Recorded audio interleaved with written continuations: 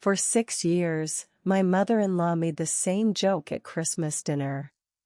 Some version of, "And how's the little consulting thing going, dear? Still calling it a career?" Her husband would chuckle. Her sons would exchange a look across the table. And I would smile, pass the potatoes, and say nothing, because that's what I'd learned to do in that house. What none of them knew, sitting in that dining room under a chandelier that had been in the Whitmore family for 3 generations, was that 18 months earlier, my company had quietly acquired the holding group that owned the mortgage note on the very estate we were sitting in. This year, when the joke started again, I didn't smile. I reached into my bag, and I slid a single document across the table. Welcome back to Kayla's Dark Truth. If you've ever sat quietly through years of being underestimated by people who had no idea what you were actually building, this one's for you. Comment when you get to the document scene. I want to know if you saw it coming. And subscribe, because there's a lot more where this came from. My name is Claire Whitmore, well, Claire Bennett before I married into this family, and I want to be honest that I sometimes think about that difference more than I probably should. I'm 36 years old, and I run a private real estate holding company that acquires and manages commercial and residential property portfolios, mostly through leveraged partnerships with regional banks and institutional investors. It's not a flashy business. I don't have a public-facing brand, I don't do media appearances, and for most of my career, I've operated in a corner of the finance world that's deliberately quiet by design, the kind of work where discretion is actually part of the value you provide to the institutions you partner with.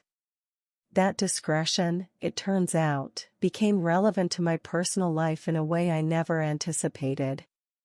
I married into the Whitmore family 8 years ago.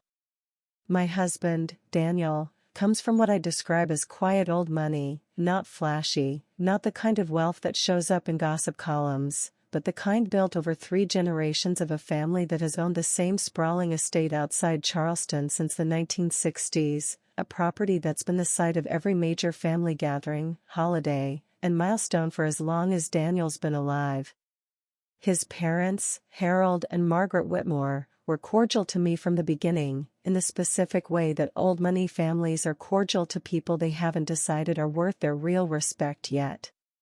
Daniel had married outside what they clearly considered the appropriate social tier, and while nobody ever said that explicitly, it lived underneath almost every interaction I had with them for years. The joke about my job started at our second Christmas together, about a year into the marriage. I described my work at some earlier family gathering, real estate holdings, portfolio acquisitions, structured finance, in what I thought was reasonably clear language. Margaret had nodded politely at the time and then, months later, at that second Christmas dinner, referred to it as my little consulting thing in front of the entire extended family. I corrected her gently the first time. It's actually a holding company, not consulting. We acquire and manage property portfolios. She'd smiled the particular smile she reserved for moments like that. Of course, dear. However you'd like to describe it. I didn't correct her again after that. I want to be honest about why. Part of it was simple exhaustion. I'd learned early in that family that correcting Margaret rarely changed her mind, it just extended the conversation in a direction that made everyone else at the table uncomfortable. But if I'm being fully honest with myself, part of it was also strategic, in a way I didn't fully articulate even to myself until much later. I'd built my career specifically in a quiet, discretion-first corner of finance. Some professional instinct in me had learned, long before I met the Whitmores, that being underestimated is sometimes more useful than being understood. So the joke continued, year after year. Harold's version was usually milder, an occasional "and how's business?" asked with the specific tone people use when they've already decided the answer doesn't matter much. Daniel's older brother, Charles, who worked in what the family considered real finance, at a large investment bank in New York, was less subtle, occasionally making comments at dinner about real markets versus whatever it was I did. Daniel, to his credit, would sometimes try to defend me in these moments, but I usually asked him not to push it too hard, partly because I genuinely didn't need the validation from that table, and partly because some part of me had, over the years, started finding a strange, private amusement in exactly how wrong they all were about the scale of what I'd actually built.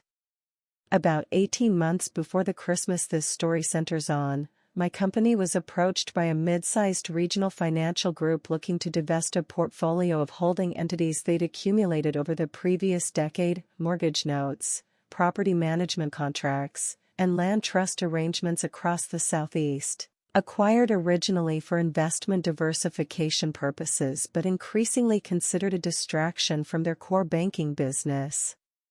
We conducted the standard due diligence process my firm always runs before an acquisition like this, reviewing the underlying assets, the notes, the trust structures, the specific properties tied to each holding.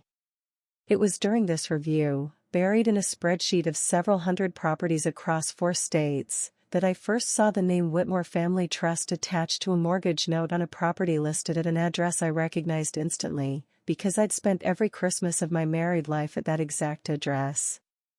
I want to be honest about what that discovery felt like.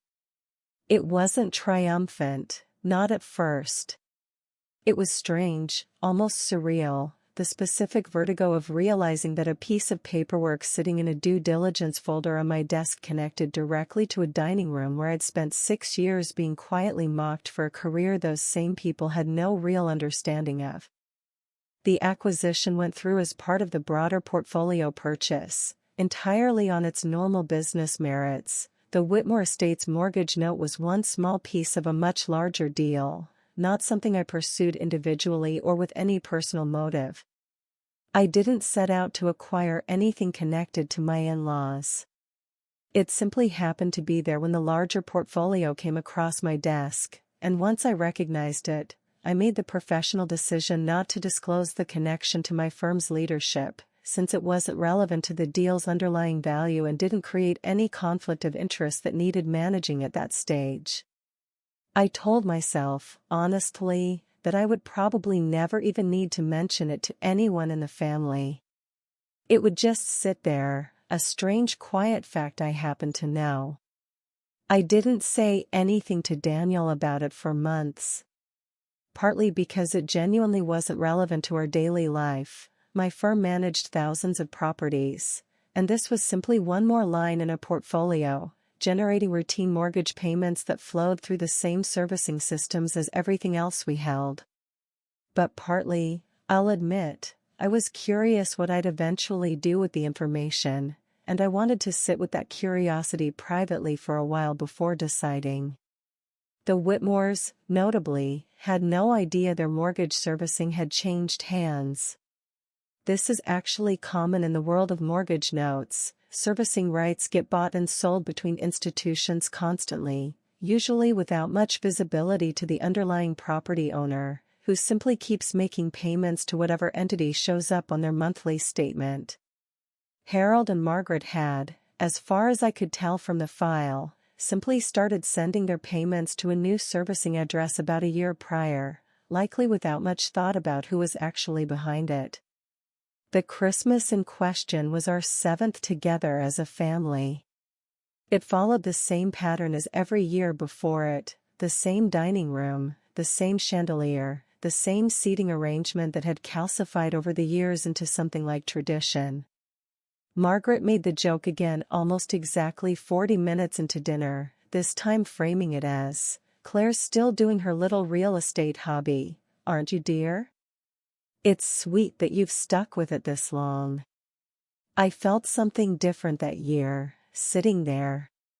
Not anger exactly. I want to be precise about that, because I don't think this story is really about anger. It was closer to a quiet clarity, the sense that I'd spent 6 years absorbing a version of myself these people had decided was true, without any of them ever bothering to check.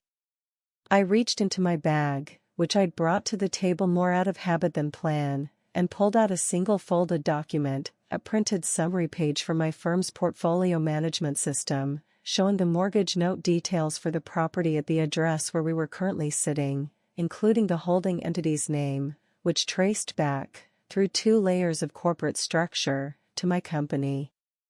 I slid it across the table to Margaret. "Since you're curious about my little real estate hobby," I said, keeping my voice even, "I thought you might find this interesting. That's the mortgage note on this house. My firm acquired it about 18 months ago, as part of a much larger portfolio purchase. I wasn't going to mention it, honestly, but since we're on the topic of my job again." The table went quiet in a way I genuinely never experienced in that dining room before. Margaret picked up the document slowly, read it, and I watched her face change through several distinct stages: confusion, then something like disbelief, then a kind of stiff, controlled shock she clearly didn't want to display in front of everyone. "I don't understand," she said finally. "We pay our mortgage to Concord Financial Servicing. Concord services the note on behalf of the actual holding entity," I said. "Which is a subsidiary of my company. It's a completely standard structure. I promise this isn't some elaborate scheme, Margaret. It's just how portfolio acquisitions work in my industry. I happened to see this property's address in a due diligence file 18 months ago, and I recognized it immediately." Harold reached over and took the document from Margaret, reading it himself, his expression carefully neutral in the specific way I'd learned meant he was more rattled than he wanted to show. Charles, across the table, had gone quiet in a way I don't think I'd ever seen from him. "So you've known this for 18 months, Margaret said slowly. "And you didn't say anything." "I didn't see a reason to," I said. "It's a routine business holding for my firm. It only became relevant tonight because you brought up my job again, the same way you have it every Christmas for 6 years. I want to be honest that I wasn't trying to threaten anyone with that document, and I made that explicit at the table. I'm not saying this to make you nervous about your home," I told them. "Your mortgage terms don't change because of who holds the note. I'm not calling in anything. I'm not changing anything about your arrangement. I just thought, given tonight's joke, you might find it worth knowing exactly what my little real estate hobby actually looks like." Daniel, sitting beside me, was quiet for a long moment before he spoke. "Claire runs one of the largest private property holding firms in the Southeast," he said, looking at his parents. "I've tried to tell you that for years. You never wanted to hear it." The rest of that dinner was, understandably, tense and quiet in a way that felt different from the usual family tension. Nobody made another joke about my job that night, or, notably, in the 2 Christmases since. My relationship with Margaret and Harold has shifted since then, not dramatically warm, but genuinely more respectful, in a way that took time to feel real rather than performative. Margaret, in particular, asked me several detailed questions about my actual work about 6 months later, at a smaller family gathering. Questions that felt like they came from real curiosity rather than obligation. I answered them honestly, the way I would have answered them years earlier if she'd ever asked. "I want to be clear about something, because I think it matters. I didn't buy that mortgage note to set up this moment. I genuinely didn't even remember the specific address until I saw it in that due diligence file, months after the acquisition had already closed on its own merits. What I chose, deliberately, was the moment I decided to stop absorbing 6 years of the same joke quietly, and to let the truth of what I'd actually built speak for itself, in the one moment it happened to be sitting directly in front of me. I used to think earning respect from people who'd already decided who you were meant proving yourself loudly, correcting them at every opportunity, fighting for the validation. I don't think that's always the right approach anymore. Sometimes the most powerful thing you can do is simply keep building, quietly, competently, for years, and let the truth surface on its own terms, whenever it happens to be ready. If somebody in your life has spent years underestimating what you actually do, and you've been quietly building something they have no idea about, I want you to know that the moment doesn't need to be dramatic to be real. Sometimes it's just one document, slid across a dinner table,